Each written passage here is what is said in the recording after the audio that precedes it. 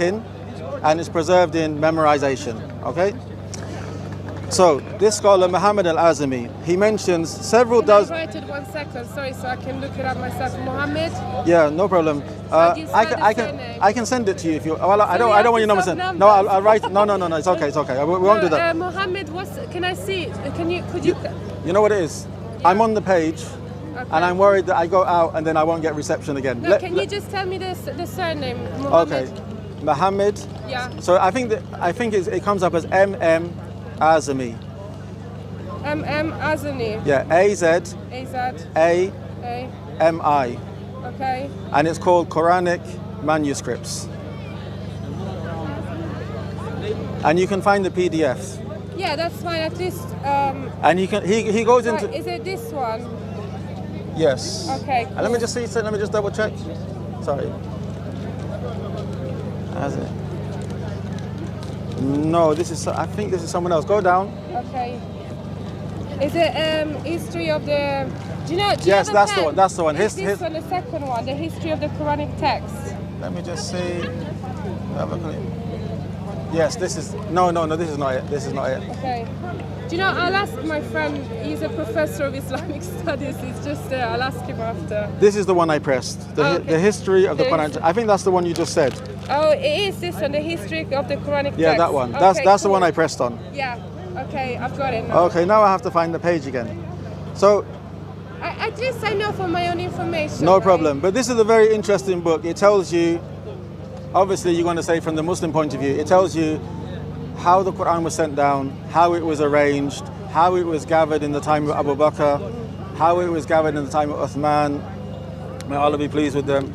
It tells you the different variations in reading, the variation in manuscripts, the different qira'at, the different ways of reciting, the different ahruf, the Quran was revealed in 7 different dialects, and then it tells you how they were gathered. It tells you about the handwriting, it tells you about the history of Arabic language.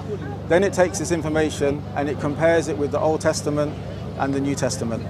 But towards the end of the book, he gives a list of about 30 manuscripts which are available from the first 100 years after the death, the first century after the death of the Prophet Muhammad, and it tells you the manuscript, what the manuscript's called, and he tells you where the library is, that you can go to it. Yeah. So we have the manuscripts. Yeah.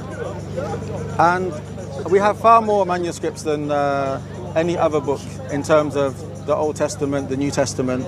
I mean, that's your claim, I don't agree. Yeah, it's a claim, it's fine, but you can read in the book. And then at the same time, we have the Quran memorized. Like for example, today in the world, we have hundreds of thousands of people from all ages, from all countries who memorize the Quran.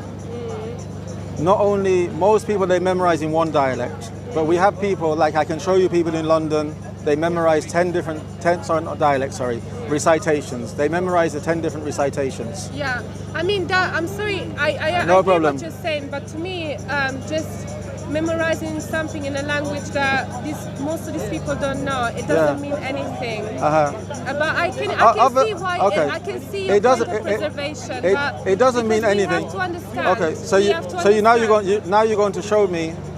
Now you're going to show me another book, whether religious or non-religious, where hundreds of thousands of people have memorized it. I mean, because it's nothing. It's nothing. My opinion is that it's not amazing. So is it not slightly amazing? It doesn't mean anything to me because it doesn't mean anything. I don't believe it's from God. So I could memorize 1,000 pages of something that is meaningless. But the point. I'm sorry, I don't mean no problem. offensively, No but you problem. asked for my opinion. But can I say something about the manuscripts, right? Can I say something first? Finish first. Okay. Yeah, sure. Okay. So I'll tell you why it's important. Because when someone memorizes Quran, before they get given permission to teach or to recite,